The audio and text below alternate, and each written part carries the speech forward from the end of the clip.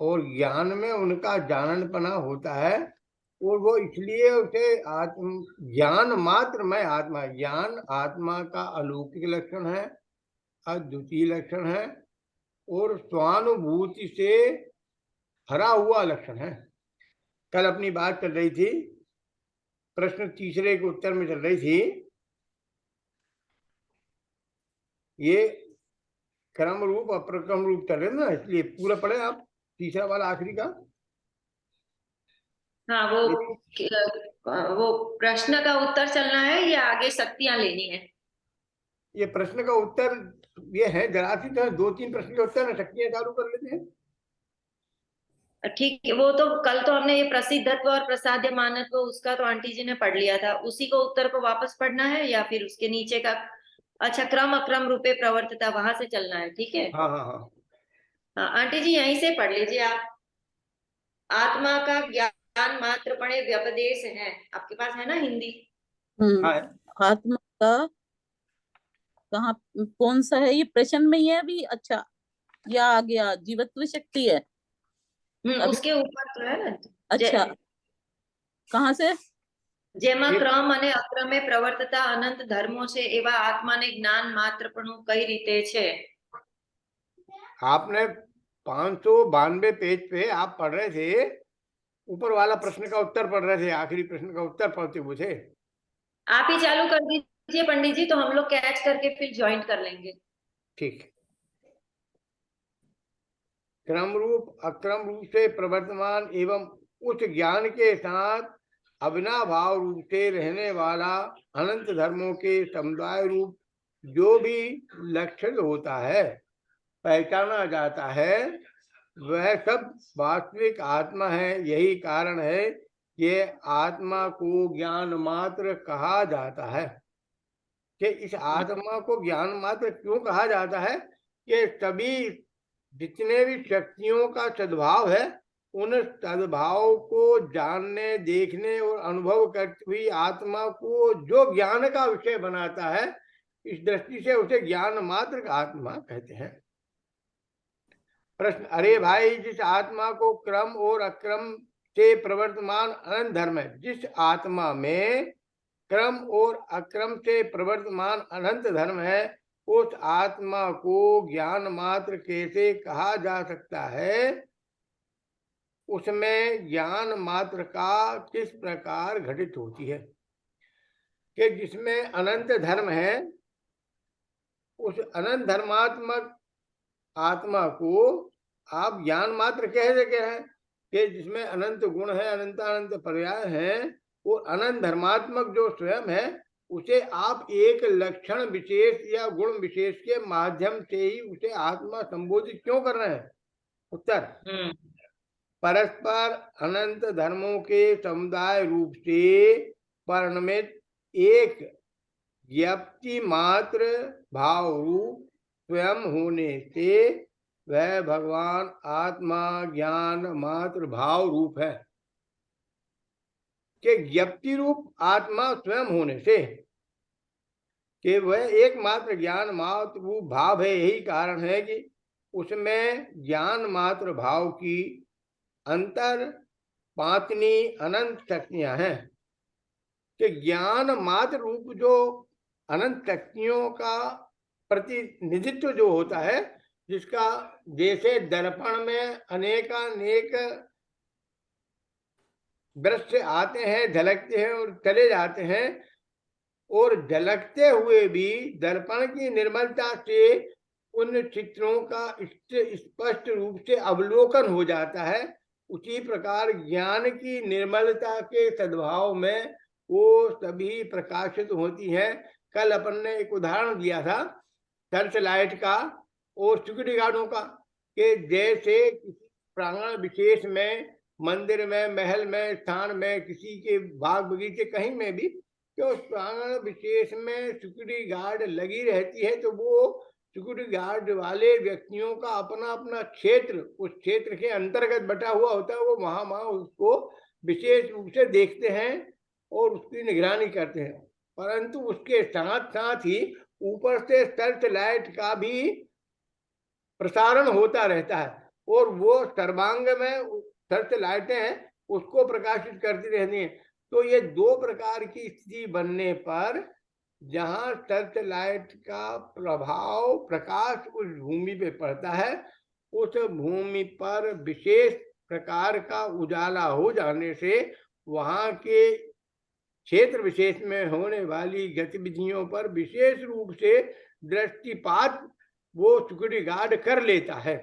इस कारण से उसकी माध्यम से विशेष अनुभूति प्राप्त हो जाती है। इसी प्रकार ज्ञान के सद्भाव में अनंत शक्तियां अपने सौंदर्य के साथ प्रभावित होती हुई प्रकाशित होती हैं। तो वो सर्च लाइट का काम हमारा ज्ञान करता है उन सबको प्रकाशित करने में, इसलिए ज्ञान मात्र कहा। तात्पर्य क्वेश्चन है, पूछिए। ज्ञप्ति मात्र भाव रूपे, तो ज्ञप्ति मात्र क्या है?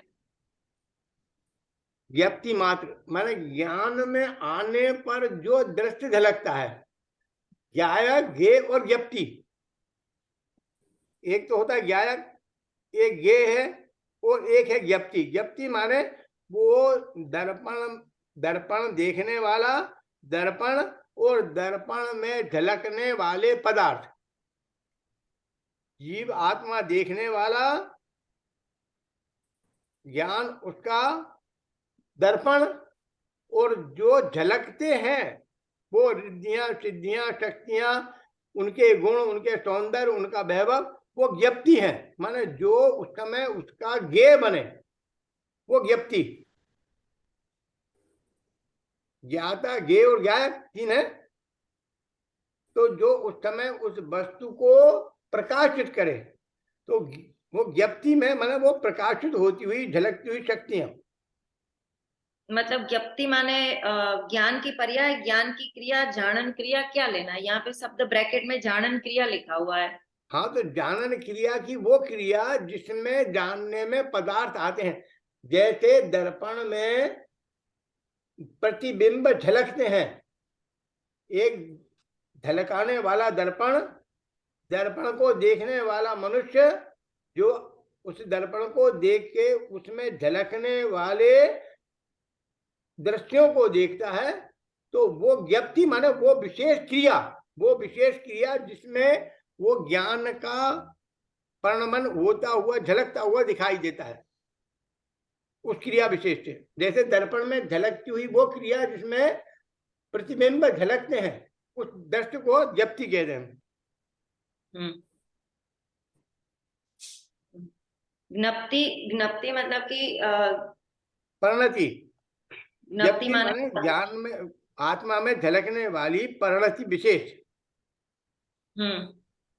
आत्मा में झलकने वाली परिणति विशेष। हाँ, वो क्रिया विशेष, परिणति विशेष, वो परिणमन होने वाला कार्य विशेष, उसे ज्ञप्ति कहते हैं। तो ज्ञप्ति परिवर्तन भी तो अपन कहीं पर मैंने पढ़ा हुआ है, ज्ञप्ति परिवर्तन और हाँ, ज्ञेय परिवर्तन से ज्ञप्ति परिवर्तन होता है। तो ज्ञप्ति परिवर्तन, ज्ञेय परिवर्तन से ज्ञप्ति परिवर्तन होता है। इसका मतलब ये है कि जैसे वो दर्पण में अनेक दृश्य बदलते रहते हैं, तो अनेक दृश्य बदलते रहने पर उनकी ज्ञप्तियां भी बदलती रहती हैं। ज्ञान का ज्ञेय भी बदलता रहता है। दर्पण की प्रतिबिंब भी आते जाते रहने पर उनमें झलकने वाले पदार्थ की ज्ञप्ति भी परिवर्तन होती रहती है, परिणमित होती रहती है, बदलती रहती है। समझ में आ गया आपको? जी, ठीक। ज्ञप्ति परिवर्तन से मतलब है कि ज्ञान में जब विषय बदलते रहते हैं ना, उसको ज्ञप्ति परिवर्तन कहते हैं। क्रिया, जानने की क्रिया विशेष, ऐसा जानने की हाँ, जानने की क्रिया विशेष में होने वाले परिवर्तन। हाँ, ज्ञप्ति परिवर्तन में जानने में होने वाली विशेष क्रिया के परिवर्तन रूप अवस्था। जानने में होने वाली क्रिया विशेष, ऐसा हमने क्यों बोल दिया? जानना तो वैसे जानना ही है, उसमें फिर क्रिया विशेष हमने क्यों डाला?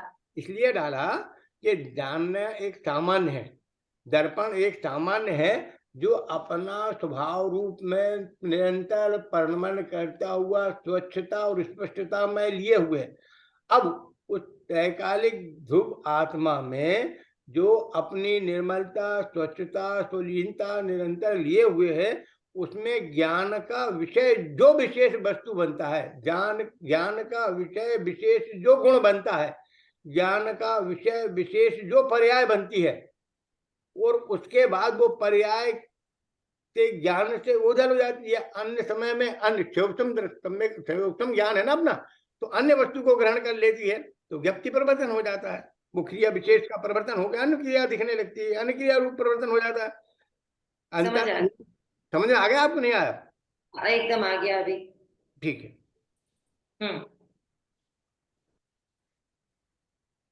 यहाँ क्या अंततः प्रतीति अनंत शक्तियां उछलती हैं, पातनी अनंत शक्तियां, अंतरपातनी माने अंदर में ही परिणमित होने वाली अनेक शक्तियां। जैसे कभी कभी अपन नाट्य गृहों में जाते हैं, नाट्य गृहों में, तो नाटक शालाओं में जब कोई दृश्य दिखाया जाता है, तो लाइटों में जो उनका लाइट की परिवर्तन किया जाता है, लाइट में कभी हरा, नीला, पीला, वो लाइटों का परिवर्तन होने से, तो जैसे जैसे वो लाइट परिवर्तित होती हैं, वैसे वैसे दृष्टि भी परिवर्तित होती है। अंतःपातनी माने उसमें झलकने वाली, अंतर में प्रतिबिंबित होने वाली अनेक शक्तियां उछलती हुई दिखाई देती हैं। जिस पर दृष्टि जाती है, जिस कलर की लाइट होती है, उस कलर में वो प्रतिबिंब स्पष्ट दिखाई देते होते हैं। वो ऐसे ही अनंत शक्तियों में जिस शक्ति के ऊपर हमारी दृष्टि विशेष जाती है, हमारा ज्ञान जिसे विशेष रूप से अंगीकृत करता है, उस पाथनी मन उस दृष्टि विशेष पर, उस शक्ति विशेष पर हमारी दृष्टि जाती है। हमने स्पष्ट करने का प्रयास किया। आपको ये नहीं हुआ हो तो फिर से आगे बताएं।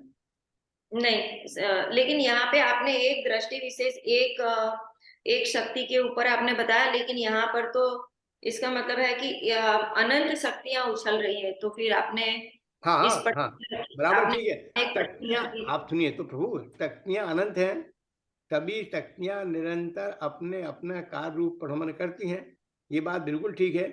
पर हमारा सूक्ष्म ज्ञान है, हमारा ज्ञान जब विशेष रूप से जिसको अपना ये बनाता है, जैसे कई जगह वो हमारे यहाँ वो भदभदा करके है कोई जगह, वहाँ जैसे वो बनते हैं ना, पुल बनते हैं, पुलों में से पानी का प्रभाव होने के लिए बांध बनाए जाते हैं। तो बांध बनाते हैं, तो बांध में से पानी छोड़ने के लिए 10, 11, 12, 5, 7, 3 जैसे भी गेट होते हैं, उतने गेट खुलते हैं। तो जब हम 5 गेट हैं सपोज करो, तो हम जब पहले गेट पर निगाह डालते हैं तो दूसरे पर नहीं जाती, दूसरे पे डालते हैं, तीसरे पे नहीं जाती, तीसरे पे देखते हैं, चौथे पे नहीं जाती। जैसे हमारे सूक्ष्म ज्ञान में हमारी 5 इंद्रियों के 5 गेट हैं। जिस समय हमारा ज्ञान रसना इंद्रिय के विषय को अपना विषय बनाता है, उस समय हमारा ज्ञान का गेट घ्राण इंद्रिय का विषय नहीं बनाता है। जिस समय घ्राण इंद्रिय के गे को विषय बनाता है, उस समय चक्षु इंद्रिय का विषय नहीं बनता है। जिस समय चक्षु इंद्रिय के गे को विषय बनाता है, उस समय कर्ण इंद्रिय का विषय हमारा गे नहीं बनता, क्योंकि ये सूक्ष्म ज्ञान में एक समय में एक ही वस्तु को ज्ञान में लिया जाएगा, इसलिए ये मैंने अंतर्भेद बताया। तात्पर्य यह है कि आत्मा के अनंत धर्मों में परस्पर लक्षण भेद होने पर भी प्रदेश भेद नहीं, ये बात मुख्य बात है कि आत्मा में अनंत धर्म है, परस्पर में एक दूसरे से अनुबद्ध हैं, उन सबके लक्षण अलग अलग हैं, उन सबका प्रभाव अलग अलग है, उन सबका स्वभाव अलग अलग है, पर वो सब अलग अलग होते हुए भी उनका प्रदेश भेद नहीं है। आत्मा में एक साथ परिणाम में सभी गुणों का परिणमन रहता है। यही कारण है कि आत्मा में एक ज्ञान मात्र भाव में अनंत शक्तियां उछलती हैं, परिणमित होती हैं। क्या यहाँ भी क्या लिखा है? आत्मा में एक ज्ञान मात्र भाव में। आप पढ़िए गुजराती में क्या लगा है तात्पर्य, आप पढ़े, इसमें है आपकी गुजराती में है? તેથી આત્માના એક જ્ઞાન માત્ર ભાવની અંદર हाँ અનંત શક્તિઓ રહેલી છે हाँ, તે ज्ञान मात्र अंदर, एक ही ज्ञान मात्र के अंदर अनेक शक्तियां रहेली है। तो यहाँ भी वही की भाई बात करें कि उन एक ही ज्ञान मात्र में अनंत शक्तियां विराजमान होती हैं। ठीक है ना?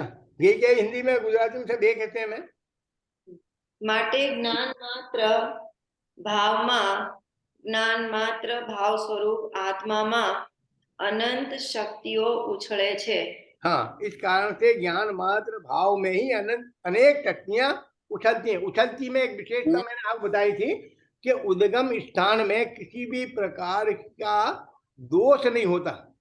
एक बात कि जैसे उदाहरण के लिए अपन नदी के उद्गम स्थान पर अपना दृष्टिपात करें और वहां अपने हाथ से कुछ संकोच करो कि अपने हाथ में मिट्टी ले लें या रजकण ले लें और उस उद्गम स्थान पे डालें जहां से वो नीचे से नदी का जल का स्रोत फूट रहा है, जमीन में से जल का स्रोत फूट रहा है, उस स्थान पर डालें तो कितनी मिट्टी उसको पकड़ लेगा? उस स्रोत में कितनी मिट्टी घुस जाएगी? नहीं घुसेगी। 2-3 बार पटकेंगे तो नहीं घुसेगी। 50 बार पटके तो नहीं। वो तो अपने बेग से अंदर से स्वयं निकल रही है। तो आप अपने बेग से वो अपने बेग से आपके बेग के जो उसमें डालना कुछ। अच्छा, अपन गेंद डालें, गेंद पटकने तो अंदर घुस जाए गेंद? कुछ नहीं गिर जाएगा क्योंकि उसका तो फोर्स ही इतना है। वाह वाह, कितनी सुंदर बात की आप। उसका फोर्स ही इतना है, कुछ घुसेगा ही नहीं। वो तो जो भी फेंकोगे वो अलग दूर फेंक देगी, उसके फोर्स से, वो के बेग के प्रभाव से वो फेंक देगी बाहर। तो फिर उसमें रंच मात्र भी अशुद्धि का प्रवेश नहीं होगा। एक बात ये आप समझ आई?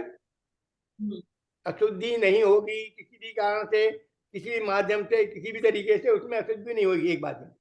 अच्छा, दूसरी बात, वो बेग से फोर्स, उसका फोर्स माने उछलती हुई शक्तियां, फोर्स माने उछलती हुई शक्तियां। तो अब उछलती हैं, अच्छा वो उछलती हैं तो ऊपर को जाती है कि नीचे को जाती हैं? हमेशा ऊपर ऊपर ही जाती हैं बस। तो जब ऐसा ही अंतर में जो स्वभाव के सन्मुख हुआ जीव जो होता है, तो जब इन शक्तियों को स्वसंवेदन का विषय बनाकर अंतर्मग्न होता है तो निरंतर उनके शरीर में होने वाले विकारों का, उसके साथ औदारिक शरीर के साथ होने वाला रागादि भावों का और विकारी अविकारी भावों का, सभी का अभाव होता हुआ एक शुद्ध चैतन्यमय स्वरूप में निरंतर मग्न मग्न मग्न मग्नतर होता हुआ, मग्न मग्नतर मग्नतम होता हुआ ऊर्जा को प्राप्त करता हुआ अनंतता को प्राप्त कर लेता है। ये गुणस्थान में वृद्धि का क्रम है कि अंतर मग्नता बढ़ती है और अशुद्धि का अभाव, शुद्धि की वृद्धि, अशुद्धि का अभाव, शुद्धि की वृद्धि, वो वृद्धि होते होते उसमें पूर्णता की प्राप्ति हो जाती है। तो स्वभाव में अंतर प्राप्त होने पर पूर्णता की प्राप्ति हो जाती है। एक तो अशुद्धि का सद्भाव नहीं होता एक, और वृद्धि का सद्भाव होते हुए पूर्णता की प्राप्ति हुई। ऊपर की ओर उछलती हैं, उछलती हैं माने ऊपर की ओर। जैसे आत्मा का स्वभाव कैसा है? तत्वार सूत्र में 10वें अधिकार में है, आबिद चक्र कुलाल व्यपा एपा लाम व्यभगत एपा लाम्बुज अग्नि शिखावाश्च। तो उसके पहले के जो स्वभाव उसका है कि अग्नि शिखावास, जैसे अग्नि का स्वभाव सहज ही ऊर्जता की ओर जाने का है, ऐसा ही आत्मा का स्वभाव भी सहज ही ऊर्जा की ओर जाने का है। इसीलिए जब संसार में जीव को मोक्ष होता है तो वो कहाँ जाता है? ऊर्ध्वगमन। ऊर्ध्वगमन। तो ऊर्ध्वगमन करता है वो कहाँ तक जाता है? આપણે લોકના ઉપર ભાગમાં, लोकना ऊपरना अंतच्छेदी, अंतच्छेद के आखिरी भाग में जहां लोक का अंत होता है लोक है ना, कितने हैं? वात वलय में, तनुवात वलय में जाके स्थित हो जाता है। हाँ, धनवाद मिले, तनुवाद मिले, तीन प्रकार की बात विलय है। हाँ। हाँ, घन बात विलय, तनुवाद विलय, घनोदधि बात विलय। हम्म।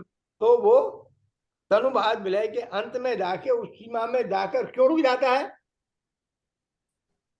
उसके हाँ, उसकी उसकी योग्यता ही उतनी है, जीव की ऊर्ध्वगमन स्वभाव से वहीं पर रुक जाता है। नहीं, जीव की योग्यता ऊपर जाने की नहीं है इसलिए रुक जाता है, या ये लोक आकाश का अभाव होगा इसलिए रुक जाता है? उसकी योग्यता ही उतनी है। ये स्वभाव की दृष्टि से कहें तो योग्यता ही उतनी है, ये स्वभाव की दृष्टि से कथन है। और पर्याय की दृष्टि से कथन कहें क्या, निश्चय दृष्टि से तो उसकी योग्यता उतनी है। और व्यवहार दृष्टि से कथन करें तो लोक का जीव है, लोक के बाहर नहीं जा सकता, इसलिए लोक का जीव लोक के अंत में जाकर रुक जाता है, विराजमान हो जाता है। ऐसा सहज संबंध गंध है। जैसे सूर्योदय होने पर कमल सहज रूप से खिल ही जाता है और सूर्यास्त होने पर कमल सहज रूप से अपने आप को बंद ही कर लेता है। न सूरज उसे प्रेरित करता कि कमल तुम खोलो मैं उठ आया हूं, न कमल उससे प्रेरित होकर खिलता है, पर सहज रूप से उन दोनों में उस प्रकार की प्रवृत्ति रूप गमन पाया जाता है। ऐसे ही लोक का जीव है, लोक के अंत में जाकर विराजमान होता है। ऐसे ही उनमें प्रवृत्ति एक दूसरे की सहज प्रवृत्ति रूप प्रवर्तन है। बहुत सुंदर बताया, बहुत सुंदर। ये उछलने का तो आपने आज उछाला मार दिया। तो आज आप बात उसी शब्द को स्पष्ट करना, मेरे को आज आपको ये बोर्ड समझाना है, कल कुछ दूसरी बातें लिखी थी, आज इसमें शक्तियों के स्वरूप को बताना है। इनमें सभी शक्तियों का स्वरूप दिखाया गया है, तो अपने को उन्हीं सभी शक्तियों के स्वरूप को पढ़ना। ये अपन ये पूरा प्रश्न कर ले जरा सा, फिर अपन शुरू करेंगे 47 शक्ति के पहले, फिर बोर्ड पढ़ेंगे। पढ़े? हाँ, अभी आंटी जी आप पढ़ रहे हैं, आप यहाँ से। उक्त हाँ, संपूर्ण कथन का सार यह है कि इस भगवान आत्मा में अनंत गुण हैं, अनंत धर्म। अब सुनिए सुनिए बहन जी, बहुत संतोष से पढ़ना। ये मुख्य बात क्या है? उक्त संपूर्ण कथन का सार। अभी संपूर्ण कथन का सार है, तो इसे बड़े गंभीरता से पढ़े। भगवान आत्मा में अनंत गुण हैं, अनंत धर्म है, अनंत शक्तियां हैं, अनंत स्वभाव है। यद्यपि यह भगवान आत्मा इन सब का अखंड पिंड है। हाँ, इनमें इतना सब कुछ है, अनंत गुण है, अनंत धर्म है, अनंत शक्तियां, अनंत स्वभाव है। यद्यपि ये भगवान आत्मा इन सब का अखंड पिंड। अखंड पिंड माने, अब वो भगवान आत्मा तो अखंड पिंड है, वो तो अखंड पिंड है किनका? इन सब का नहीं है, वो तो अपने निज चैतन्य स्वभाव का अखंड पिंड है, उसकी ये सब धरोहर है। वो अखंड आत्मा अपना निज चैतन्य स्वभाव का अखंड पिंड है, उसमें व्याप्त होने वाली ये सब धरोहर है जो उसके वैभव को दर्शा रही है। कौन सी धरोहर? ये जो गुण है यही है धरोहर। अरे वो आत्मा है एक विशेष, और ये उसमें रहने वाले व्याप्त होने वाले अनंत गुण, अनंत धर्म और अनंत शक्तियां, अनंत स्वभाव, ये अनंत, ये सब अनंतताएं हैं। वो सब उसकी, जैसे श्रीखंड आप बनाते हैं तो श्रीखंड में दही के खटास, शक्कर की मिठास और केसर की खुशबू और केसर का रंग और उसका होने वाला स्वाद सब अलग अलग अलग उसका होता है। और सब वो सब कहाँ होते हैं? एक श्रीखंड में ही व्याप्त होते हैं। श्रीखंड के हर प्रदेश पर, हर क्षेत्र पर, हर अंश पर वो सब विराजमान है। ऐसे ही आत्मा एक अखंड चैतन्य पिंड है, उसमें अनंत ज्ञान, अनंत शोक, अनंत वीर आदि अनंत शक्तियां हैं, अनंत गुण है, अनंत धर्म है। वो सब ऐसा स्वभाव, और वो स्वभाव भी कैसा है? आदि अनंत नहीं है, अनादि अनंत है। वो स्वभाव कैसा है? अनंत है। किसका अनंत है? कि अनंता अनंत है, जिसका कभी अभाव नहीं होना, जो कभी आया नहीं और जिसका कभी अंत नहीं होता, ऐसा त्रिकाल ध्रुव स्वभाव तेरा है। यहाँ भगवान की बात नहीं चल रही है, यहाँ हम स्वयं भगवान हूँ, भगवान बनकर जी। मेरा चैतन्य शुद्ध आत्मा मेरी बात है ये। अभी त्रिकाल में परिपूर्ण था, त्रिकाल में परिपूर्ण था, भूतकाल में परिपूर्ण था, आज परिपूर्ण है, भविष्य काल में परिपूर्ण रहेगा। आत्मा के निज वैभव का सौंदर्य दिखाया जा रहा है, आत्मा का। इसमें संसारी आत्मा, सिद्ध आत्मा ये भेद नहीं है, इसमें दुखी आत्मा सुखी आत्मा भेद नहीं है, इसमें संसारी और मुक्त का भेद नहीं है। ये तो संपूर्ण जीव वैभव को बताने वाला, संपूर्ण जीव आत्माओं के स्वरूप को दर्शाने वाला स्वरूप है। इसमें अनंत गुण है, अनंत ज्ञान है और अनंत शक्तियां प्रसमय परिणमित करती रहती हैं, ऐसा स्वभाव। फिर भी तथापि उसे यहाँ ज्ञान मात्र कहा जा रहा है, क्योंकि स्वपर प्रकाशक ज्ञान आत्मा का लक्षण है। हाँ, ये ज्ञान कौन सा लक्षण, लक्षण है? स्वपर प्रकाशक होना आत्मा का विलक्षण लक्षण है। जैसे जानना आत्मा का विशेष लक्षण है, विलक्षण लक्षण है, ऐसे स्वपर प्रकाशत्व होना आत्मा का विलक्षण लक्षण है। अब ये विलक्षण लक्षण क्यों कहा? कि ये लक्षण का कभी अभाव नहीं होता। ये नरक में जाएंगे तो ये खत्म हो जाएगा, स्वपर प्रकाशक मना नहीं होगा, नहीं होगा। स्वर्ग में, स्वर्ग में भी नहीं होगा, निरंतर में नहीं होगा, चलो संसार अवस्था में नहीं होगा, सिद्ध अवस्था में तो हो जाएगा, सिद्ध अवस्था में भी रहेगा। अरे हमेशा रहने वाला। हाँ जी, क्यों? क्योंकि ये ऐसा विलक्षण लक्षण स्वभाव है, है। ऐसा विलक्षण लक्षण है जो अपने संपूर्ण वैभव को सदा काल अपने में समाहित किए हुए, ऐसा ये विलक्षण लक्षण है स्वपर प्रकाशक मना। किसका है? मेरा, मेरा। ज्ञान लक्षण से जो लक्ष्य भूत आत्मा लक्षित किया जाता है, पहचाना जाता है, जाना जाता है, वह आत्मा ज्ञान मात्र कहे जाने पर भी अनंत गुणों का अखंड पिंड है। जबकि उसे ज्ञान मात्र कहा, फिर भी अनंत गुणों का अखंड पिंड है। परस्पर विरोधी प्रतीत होने वाले अनंत धर्म युगलों का अखंड पिंड है। धर्म युगलों का जी, परस्पर हाँ, विरोधी प्रतीत होने। धर्म है ना, अच्छा, धर्म युगल हाँ, माने उसमें हाँ, बहुत सारे धर्म है ना, ये सब धर्म विरोधी। सब धर्म तो है ही। अस्ति नास्ति तत् तत् एक अनेक, स्वद्रव्य क्षेत्र काल भाव, परद्रव्य क्षेत्र काल भाव। नहीं, स्वर आप आएगा धर्म युगल। किसका बता रहे हैं भाई? धर्म युगल किस धर्म लिए युगल आया तो मतलब अस्ति नास्ति परक जो धर्म है ना, जी?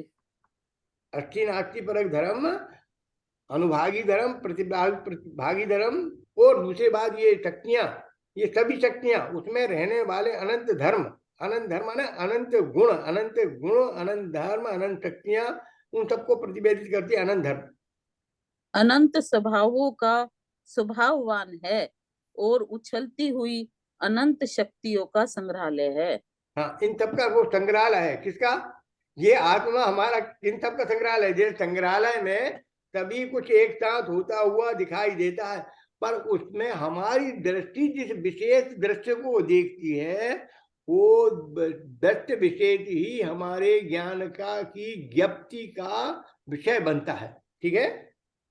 यहाँ आत्मा को जानने का काम भी ज्ञान करता है, और वह आत्मा ज्ञान लक्षण से ही जाना पहचाना जाता है। तात्पर्य यह है देखो, कि यहाँ आत्मा स्वयं को आत्मा के जानने का काम भी करता है, पर को जानने का काम भी करता है, पर हमारा यहाँ विषय चल रहा है आत्मा के जानने का, और आत्मा की शक्तियों को जानने के बारे में विषय बना हुआ है। 43 शक्तियों का विषय आत्मा को जानने का विषय, आत्मा में घटित होने वाली विभिन्न स्थितियों को दर्शाने का विषय होने से यहाँ उनको दर्शाने वाला ज्ञान करता है, उनको जानने का काम भी ज्ञान करता है, और वह आत्मा ज्ञान लक्षण से ही जाना पहचाना जाता है। पर ये तात्पर्य यह है कि ज्ञान लक्षण से लक्षित आत्मा ज्ञान पर्याय में जानने में आता है। लक्षण भी ज्ञान, और उस लक्षण से आत्मा की पहचान भी ज्ञान ही करता है। अरे भाई, परिणमित ज्ञान आत्मा का लक्षण है, और ज्ञान परिणमन ही आत्मा को जानता है। देखो कितनी सुंदर बात की। अरे भाई, परिणमित ज्ञान आत्मा का लक्षण। परिणमित ज्ञान कहाँ परिणमित हो रहा है?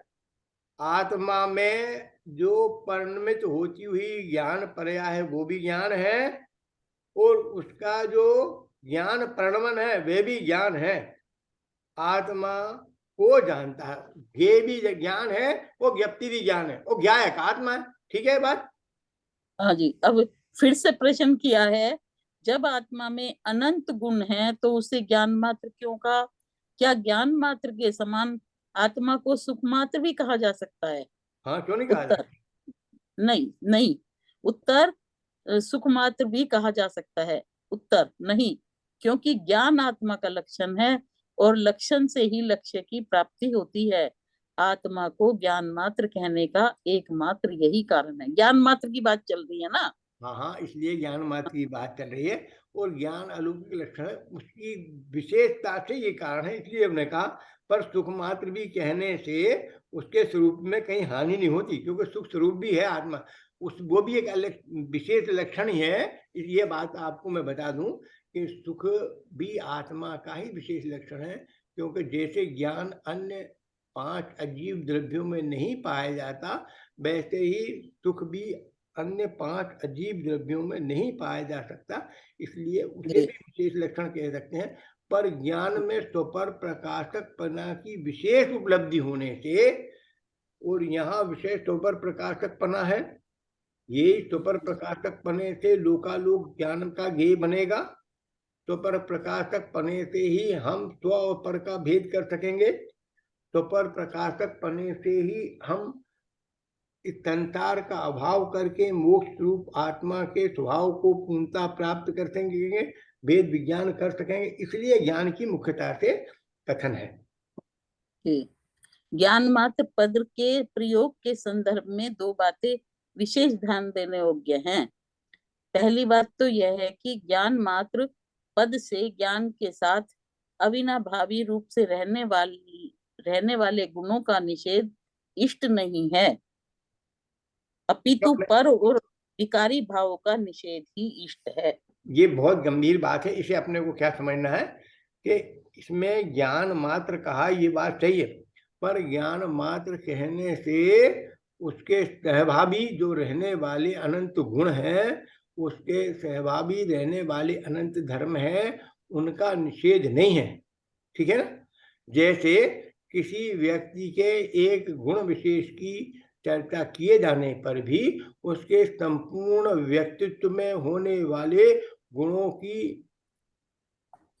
को गौण कर देने पर भी उनका अभाव नहीं होता है। जैसे एक फलदार वृक्ष हो, पहले कहते हैं ना, रहीमन तास विलंबिये 12 मास फलंत, गहरी छाया गहर फल पंछी केली करंत। क्या आपने सुना दोहा? नहीं सुना?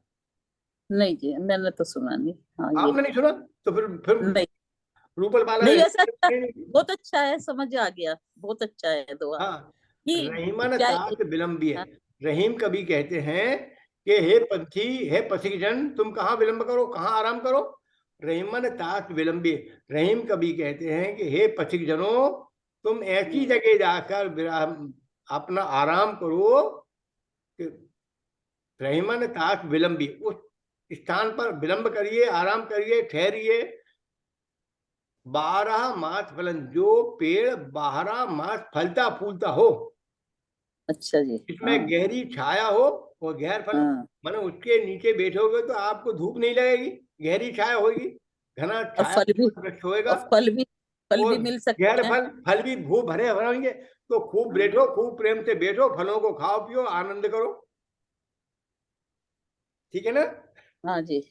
गहरी छाया गहर फल पंछी केल करन, और जहाँ पंछियां केल करते हो, माने कोयल भी माँ बोलती हो, भांत भांत के पंछी बोलते हो, केल करते, केल माने पंछी जहाँ खेल करते हो, है ना?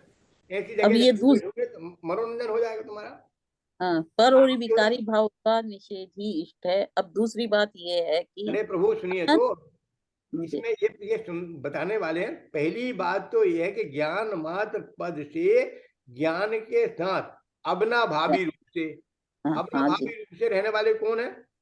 हाँ, मतलब सुख जितने भी वगैरह। आत्मा के हाँ, जितने गुण हैं, ये सभी 47 शक्तियां, हाँ, आत्मा के हाँ ज्ञान जी, दर्शन सुख वीर आदि अनंत जो गुण है, सभी गुण, सभी शक्तियां, सभी धर्म, ज्ञान के साथ रहने वाले अविनाभावी में, होने पे होना, नहीं होने पे नहीं होना।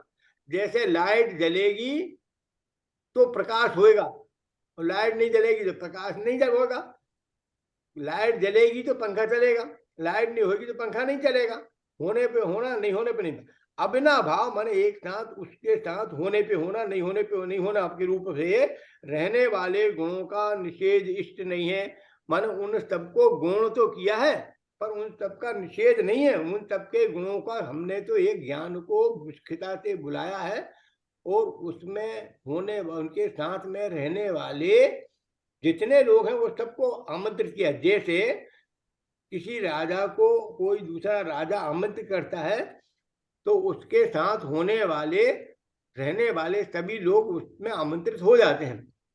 जैसे घर में आप मुखिया के नाम से कोई कार्ड आता है, उसमें सपरिवार लिखा है, तो उसके साथ में सब लोग समाहित हो जाते हैं। पहले तो मुखिया के नाम से आने पर सभी उसमें समाहित हो जाते हैं, ऐसा विधान है।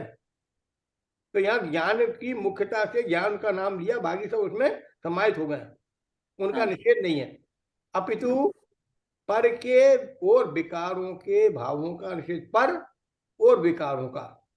पर माने जीव द्रव्य को छोड़कर बाकी 5 अजीब द्रव्य, और विकार माने जीव के विकारी भाव, राग, द्वेष, क्रोध, मान, माया, लोभ, हास, रति, हरति, शोक, भय, जुगुप्सा, स्त्रीभेद, पुरुषभेद, नपुंसक भेद आदि सभी विकारी भावों को निषेध किया है। ये इष्ट है। दूसरी बात यह है कि अनंत गुणों का अखंड पिंड होने के आधार पर आत्मा को सुख मात्र, वीर्य मात्र आदि न कहकर ज्ञान मात्र इसलिए कहा गया है कि ज्ञान आत्मा का अव्याप्ति, अतिव्याप्ति और असंभव, इन तीनों दोषों से रहित निर्दोष लक्षण है, आत्मा की पहचान का चिन्ह है। हाँ, इसमें दूसरी बात ये कही है कि उनमें वो अतिव्याप्ति, अव्याप्ति और असंभव दोष इसमें नहीं आते हैं। ज्ञान भी कभी भी ज्ञान अपने वैभव को नहीं छोड़ता है, उसमें ये दोषों का समाहित नहीं होते हैं, इसलिए ये आत्मा का निर्दोष लक्षण है, आत्मा की, इसलिए इसका पहचान का चिन्ह है। यहाँ एक प्रश्न सहज ही उपस्थित होता है कि यह भगवान आत्मा अनंत शक्तियों का संग्रहालय है, इसमें अनंत शक्तियां उछलती हैं, तो वे अनंत शक्तियां कौन कौन सी हैं? अरे भाई, क्या अनंत को भी गिनाया जा सकता है? ना सही अनंत, पर कुछ तो बताइए ना। इसी प्रश्न के उत्तर में आगे 47 शक्तियों की चर्चा की गई है, जो इस प्रकार है। अब अपन 43 शक्तियों की चर्चा पढ़ेंगे, देखेंगे। उसके पहले अपन थोड़ा सा बोर्ड पे ध्यान दें, तो आपको शक्तियां के स्वरूप के बारे में बता दूं। आपको ये दिखेगा, प्रत्येक बोर्ड दिख रहा है कि नहीं दिख रहा है आपको? हाँ जी, प्रत्येक द्रव्य अपने निज वैभव संपन्न सदा ही है। हाँ, प्रत्येक द्रव्य अपने निज वैभव संपन्न सदा है। प्रत्येक द्रव्य माने जितने भी जीव हैं, अनंत जीव, जीव अनंत, उद्गल अनंतानंत, धर्म धर्म आकाश एक एक, काल संख्या, लोक प्रमाण, अपने निज वैभव के साथ, अपने निज वैभव के साथ सदा संपन्न है, माने अपने निज वैभव को सदा काल लिए हुए। पहली बात ये सभी, अब इसमें जीव अजीब कुछ किसी की कम नहीं, सभी द्रव्य मात्र, द्रव्य मात्र। अब अपन, अब ये बात तो द्रव्य मात्र की आई, अब अपन सभी द्रव्यों की बात नहीं करके अपन बात करेंगे जीव द्रव्य की।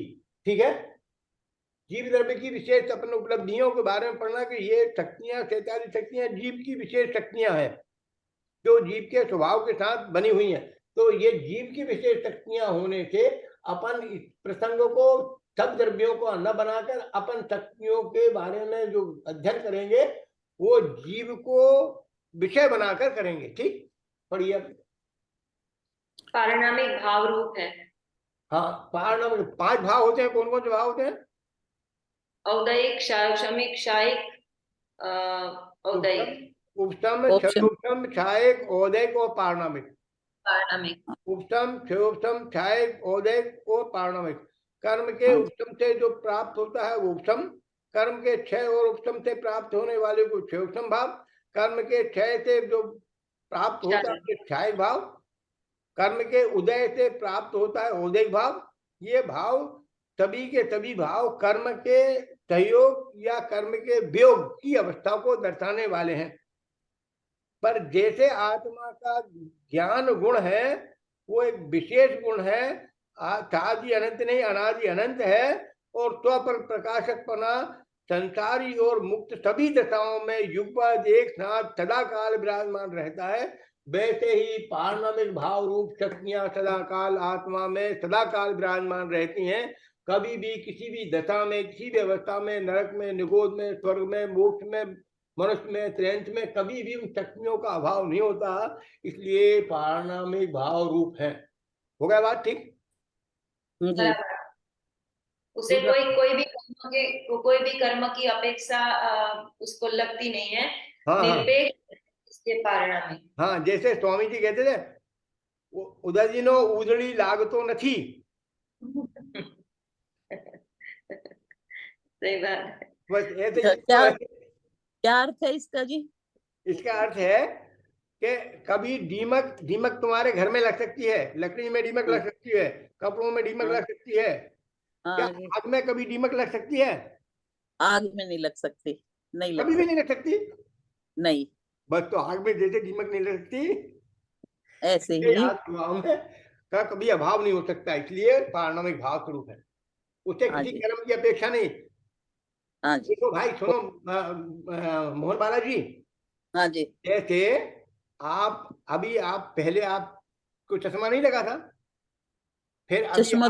आप चश्मा लगा के देखती हैं, हाँ चश्मे जी, के नंबर भी एक के बाद एक क्रम क्रम से सब बदलता जा रहा होगा। हाँ जी, उनके बदलते रहने पर चश्मा नहीं लगाने की स्थिति में, चश्मा लगाने की स्थिति में, और आप चश्मा निकाल के रख दें तब भी जी। आपको ज्ञान करने का माध्यम जो ज्ञान है, जिसकी हाँ वो तो, ये रूप परिणाम हाँ, होती है, उसे हाँ चश्मे वो की जरूरत नहीं है। नहीं है, उसमें वो नहीं है जरूर। बिना चश्मे के भी दिखेगा, चश्मे के भी ज्ञान का गेय बनेगा। और तो और चश्मा तो गया दूर रहने के लिए, आपकी आंख के बिना भी हम अपने विषय वस्तु को अपना ज्ञान में गेय रूप बना लेते हैं। जैसे अभी आपको लड़की की याद है या उसके लड़के जी, की याद है, हाँ जी, तो उसकी हाँ तो, आपको आपकी लड़की की शादी का प्रसंग याद करना हो तो लड़की को हाँ, जाना पड़ेगा, शादी हो करना पड़ेगी क्या? नहीं नहीं, कुछ नहीं। एक नहीं, सेकेंड तब क्या दिख में जाएगा। सबसे ज्यादा, मन की गति सबसे ज्यादा तेज है। हाँ हाँ हाँ, तो वो तब हाँ, अभी दिख जाएगा आपको, अपने ज्ञान में वर्तमान में वो सब दिख जाए। इसलिए ऐसा इसमें वैभव पड़ा हुआ है कि सदा काल स्वभाव में सदा काल। दूसरा पढ़े आप।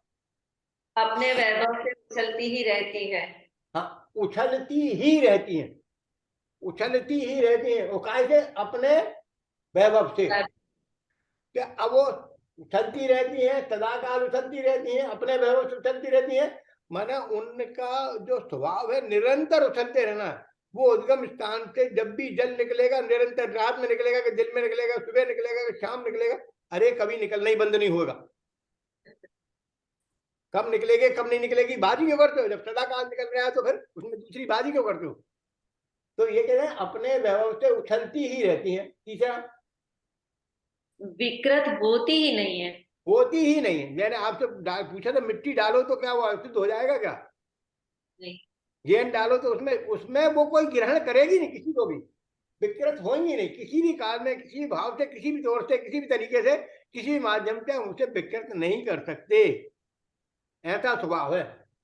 पर को ग्रहण नहीं करती। हाँ, अब विकृत करने का प्रसाद करें तो विकृत भी नहीं होगी, और पर का मेल करना चाहे, उसमें पर को घुसड़ना चाहे तो उसमें वो पर का प्रवेश भी नहीं होगा। कब नहीं होगा? वर्तमान में नहीं होगा, भूतकाल में नहीं होगा, भविष्य में नहीं होगा, कभी नहीं होगा, सदा कभी काल भी नहीं। कभी भी कभी नहीं होगा। ठीक। स्वानुमुख रहती है। अब स्वानुमुख रहती हैं, ये भी एक विशेष गुण है कि वो सदा काल अपने ही स्वभाव को ही आश्रय बनाती हैं। कि संसार के लोकालोक को देखते हुए भी, लोकालोक विलोकित होते हुए भी लोकालोक झलकता, इसमें ऐसा प्रभु का केवल ज्ञान। ठीक, ये प्रभु का केवल ज्ञान, अपना केवल ज्ञान तो नहीं है। अपने में भी है, प्रकट हो अपना भी, सकता है। अब वो केवल प्रगट। ज्ञान जो प्रभु का है ना लोकालोक, नहीं वैसे अपने पास भी एक केवल ज्ञान है। है। जी, छठ खंडागम में चर्चा है कि ज्ञान ज्ञान ज्ञान ज्ञान ज्ञान ज्ञान में तो ज्ञान मात्र केवल ज्ञान मात्र ही मैं हूं, केवल ज्ञान मात्र मैं हूं। मेरा स्वाभाविक केवल ज्ञान मात्र है। मात्र ज्ञान, हाँ, मात्र ज्ञान में हो और केवल ज्ञान में कहते तो क्या बुराई है? मात्र ज्ञान में कहो और वो केवल ज्ञान में कहो, मात्र में भी एक ही बात है ना, ज्ञान में, और केवल में भी एक ही बात है, ज्ञान में। हमें क्योंकि केवल ज्ञान का हमने एक शब्द का वाच्य बना रखा, पर्याय वाच्य बना रखा, केवल ज्ञान माने भगवान अनंत सिद्ध का ज्ञान केवल ज्ञान है।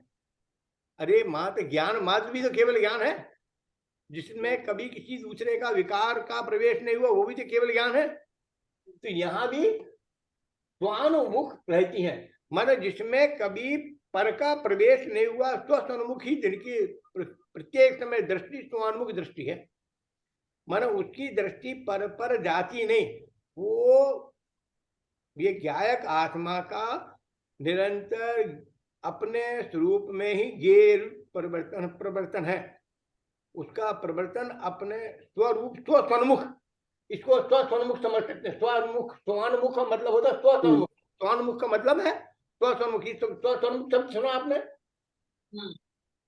तो जो स्वानुमुख का मतलब होता है स्वसन्मुख, मतलब उसकी दृष्टि अपने और ही मुख किए हुए थी, उसे बोलते हैं स्वसन्मुख है। अब आगे चला। बहुत सुंदर, ये स्वसन्मुख बहुत अच्छा आपने पॉइंट यहाँ पे लिखा। सामान्य विशेष है। अब सामान्य विशेष आत्मक माने सामान्य तो जैसे अस्तित्व, वस्तित्व, द्रव्यत्व, प्रमेयत्व, अघोलघोत्व, प्रेषत्व, शेष जो गुण है, सामान्य गुण तो सदा काल उनके स्वरूप के बाहर अस्तित्व को बताते हैं, बाहर में रहने वाला अस्तित्व बताते हैं। एक अंतरंग अस्तित्व, एक बहिरंग अस्तित्व, ये दो प्रकार की बात सुनी कभी आपने? नहीं सुनी। तो अंतरंग वैभव और बाहिर वैभव दो बात सुनी कि नहीं सुनी? सुनी।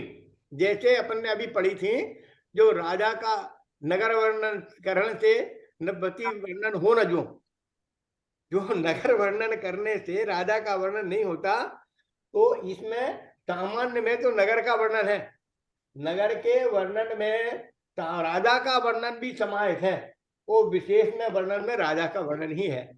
तो यहाँ जब सामान्य गुणों की बात चलेगी, तो शक्तियां सामान्य विशेषात्मक है, माने अब सामान्य रूप में से तो सभी शक्तियों का स्वभाव, जैसे अस्तित्व गुण सभी शक्तियों में है कि नहीं है? जी। वस्तित्व, द्रव्यत्व, प्रमेयत्व, अघोलघोत्व, प्रेषत्व, ये सब सामान्य गुण है, सभी शक्तियों में विराजमान है। जी। सभी धर्मों में है। यस। सभी गुणों में है। जी। सभी पर्यायों में है। जी। किसी से दूर नहीं, सब में सब व्याप्त है, इसलिए सामान्य है। एक बात। अब विशेष क्या कहा? विशेष में जहाँ ज्ञान गुण है वह दर्शन गुण नहीं है। ज्ञान गुण की अपेक्षा कथन होगा तो संपूर्ण ज्ञान ज्ञान ज्ञान ज्ञान ज्ञान की बात करें। जब दर्शन गुण की अपेक्षा कथन होगा तो सब दर्शन दर्शन दर्शन। कैसे के जैसे जब हम कोई दूध की मिठाई के 10 आइटम बनाएं तो वो सब कैसे के होंगे? दूध वाली होंगे। वो सब बेसन के 10 आइटम बनाए तो बेसन की, सब बेसन के सब के सब, कहाँ सब के सब, जितने होंगे उसके सब के सब बेसन के होंगे। तो ये विशेष है, ये सामान्य में है वो आइटम है सामान्य, और विशेष में, सामान्य में जब सबका लिया जाता है तो सब सामान्य, और विशेष में किसी एक विशेष का व्याख्यान किया जाता है तो विशेष। तो सामान्य विशेषात्मक प्रत्येक शक्ति है। ठीक है। एक मुझे यहाँ पे क्वेश्चन है कि सामान्य विशेष की आप जो आपने बात बताई, जैसे कि अस्तित्व, वस्तुत्व, द्रव्यत्व, प्रमेयत्व आदि जो गुण है वह सभी शक्तियों में उसका रूप दिखाई देता है। तो बेसिकली जो गुरुदेव कहते हैं कि एक गुण में अनंत गुण नु रूप छे, तो सामान्य गुण जो है उसका तो विशेष में उसका रूप तो दिखाई देता है, अस्तित्व वस्तुत्व का ज्ञान गुण में रूप दिखाई देता है, लेकिन ज्ञान गुण का जो जानना है वह जानने का रूप हम सामान्य और दूसरी अनंत विशेष शक्तियों में कैसे देख सकते हैं, उसको कैसे समझ सकते हैं? आदरणीय, जानना आत्मा का विशेष गुण है, जानना जीव का विशेष गुण है। तो जब विशेष गुण है तो विशेष ही है ना वो। अब आप उसे सामान्य में लें तो ऐसे ले सकते हैं कि सामान्य रूप से मैंने आपसे कहा था तो पर प्रकाशक पना हमारा सामान्य गुण है कि विशेष गुण है? विशेष। विशेष गुण है। विशेष गुण इसलिए कि वो जीव मात्र में होता है, अन्य में नहीं होता। ठीक, अब सभी जीवों में होता है इसलिए सामान्य गुण है। निगोद में भी होगा, अरहंत दशा में भी होगा, सिद्ध दशा में भी होगा, मनुष्य दशा में भी होगा, तिरंग दशा में भी होगा, देव दशा में भी होगा, सभी दशाओं में वो रहेगा, इसलिए सामान्य विशेषात्मक। ये सामान्य और विशेष रूप से प्रतिपादन किया है। समझ में आया ना? समझ में तो आया। मेरा क्वेश्चन ये है कि एक गुण में अनंत गुण नु रूप छे,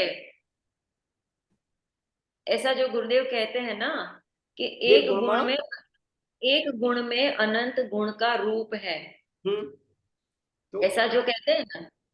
अनंत गुण का रूप कहने से अभिप्राय ये, एक गुण के जो गुण धर्म आदि हैं वो अनंत गुणों के गुण धर्म आदि रूप हैं। मैं जैसा उसका एक का स्वरूप है वैसा ही सभी का स्वरूप। उदाहरण के लिए मैं आपसे पूछूं कि आप कुकर में चावल बनाती हैं कि तबेली में बनाती है, उसमें बनाते हैं? हाँ कुकर बर्तन होता है, बर्तन। पहले कुकर हाँ पहले चलते नहीं थे। हाँ हाँ। अभी तो सीटी हो जाने से हम समझ लेते 3 सीटी हो गए मतलब चावल पक गए। ठीक है ना? पर जब ये कुकर नहीं हुआ करते थे तो माता बहनें उसमें से एक चावल निकाल के देखती थी। पूरे चावल की हंडी में कभी हाथ नहीं डाला होगा किसी माँ बहन ने, नहीं। है? उसने 1-2 चावल देखे और हो गए। तो कितने हो गए? सब हो गए। क्यों भाई? ये देखा तो 1-2 तो देखे सब हो गए। सब कैसे हो गए? जब 2 देखे तो सब कैसे हो गए भाई? वो पक गए। वो उसको प्रतिलक्षित करते हुए, वो 2 गुण है ना, ये 2 चावल है ना, कि 2 देखे तो 2 और सबका काम क्यों कहते हो, सबका क्यों कहते हो? कि जैसे एक अपने यहाँ कोई मिठाई बनाई हो और उस मिठाई को आपको चखने की दिया जाए, देखना ये मीठा ठीक से हो गया कि नहीं हुआ, इसमें केसर का स्वाद आ रहा है कि नहीं आ रहा, इसमें लौंग का स्वाद आ रहा है कि नहीं, इसमें इलायची का स्वाद आ रहा है या नहीं। तो आपको चखाया जाता है 1 चम्मच भर। तो आप कितने 1 चम्मच का बताती हैं, पूरे का बताती हैं? पूरे का। अरे जब आप पूरे का दे रहे हैं 1 चम्मच आपको, ये कैसे संभव है? तो ये ज्ञान की विशेष उपलब्धि है। ज्ञान में विशेष ऐसा गुण है कि वो सबको संपूर्ण को अपने साथ एक साथ विषय बना लेता है। आपको दिखा रहे सैंपल और संपूर्ण लोकालोक उसमें झलक रहा है। उसमें पूरा जितना भी आपका चावल है, जितनी भी वस्तु को आपने बनाया, उस सबके स्वरूप का प्रतिवेदन करता है, प्रतिनिधित्व करता है। समझ आया? हाँ समझ। हाँ। तो जैसा उसका सदा काल ही ज्यों की त्यों ही बनी रहती हैं। अब सदा काल ही ज्यों की त्यों, ज्यों की त्यों, ज्यों की त्यों, ज्यों की त्यों मैं जैसी पूर्व काल में थी, जैसी वर्तमान काल में है, जैसी भविष्य काल में ज्यों की त्यों बनी रहेंगी। वो कोई भी उनमें कमी बेशी आएगी नहीं। आज तक अनादिकाल से लेकर आज तक इस जीव ने विकार रूप प्रणमन किया। वो विकार रूप प्रणमन करते अनंत काल बीत गया, पर फिर भी कोई गया नहीं। अनादिकाल से परिणमित होते हुए भी मेरे विकारी दृष्टि, मेरी विकारी सृष्टि मात्र मेरी पर्याय में ही आई है। वो परिणमित होने वाली पर्याय की प्रवृत्ति में ही है, और वो प्रवृत्ति तो मात्र एक समय की थी। वो तो दूसरे काल भी अपने वैभव को लेकर चली गई, इसलिए इसके स्वभाव में रंच मात्र भी दोष आया ही नहीं, आ सकता ही नहीं और आएगा ही नहीं। मैं तो ऐसा अखंड चैतन्य घन पिंड आत्मा, भगवान आत्मा हूँ। ये तो मैं तो यही उद्गम स्थान में से जो उछाला निकल रहा है, भले ही क्षम में होवे, लेकिन वो जो उछाला निकल रहा है तो उसमें तो कुछ अंतर निमग्न हो ही नहीं सकता है। फिर ये तो आप समझ लो। शक्तियां अनंत है, पूर्ण है, अगम है, अपार है। हाँ, शक्तियां कैसी अनंत है। ये 46 तो नाम भर विशेष के बताए इनने, उनने 46 नहीं है, अनंत है, पूर्ण है। पूर्ण माने अपने निज पूर्ण वैभव को लिए हुए, और अगम अपार है। अगम अपार है माने उसमें कोई गमन, माने उसका कोई पारावार नहीं है, और उनमें कोई पार नहीं पाया जा सकता। मतलब वो अपने पूर्ण वैभव में है और हाँ उनके स्वरूप का कोई भी स्थान ही नहीं है। स्थान ही हाँ नहीं, मतलब कोई मतलब दूसरा उनकी बराबरी करने वाला नहीं है। हाँ जी, एक मेरे को भी थोड़ा सा वो आया कि उछलती हैं, निकलती हैं, पर उनमें कभी कोई कमी नहीं है, कमी नहीं पड़ती, पूर्ण की बराबर है, पूर्ण पूर्ण की पूर्ण रहती हैं। हाँ, परिपूर्ण है, हाँ टंको है, हाँ टंको है। वो टंकोत टंको कीन आपको वो बताइए ना ज्ञानी वो। तो ज्ञानी हमारा टंकोत कीन टंकोत। हमारा, आपका वाला तो आप जानो, वो तो आपका पत्थर पे लिखा हुआ निकल जाएगा। पर हमारा घंटोत्करण वाला जो है वो टमाटर का पत्थर है। मुझे वो उदाहरण भूल गया, आप एक बार उसका उदाहरण दीजिए मुझे। वो नहीं, घंटों मुझे याद आ गया आंटी जी, पंडित जी हाँ ने 2 उदाहरण दिए थे। एक हाँ, तो वो घंटे मेरे को का, याद नहीं आया। नहीं बताइए, पंडित जी बताएंगे। एक तो घंट का दिया था और एक व्यवहार राशि के जीव का दिया था। निगोद से 608 निकलते हैं व्यवहार राशि में। आप बताइए पंडित जी, बहुत अच्छी हम साहब तरह से। बता देते हैं। जैसे निगोद से 6 समय 8 महीने में 6 महीने 8 समय। प्रत्येक हर 6 महीने 8 समय में 608 जीव निकलते हैं और 608 जीव व्यवहार राशि से निकलकर मोक्ष में गमन करते हैं, ऐसा नियम है।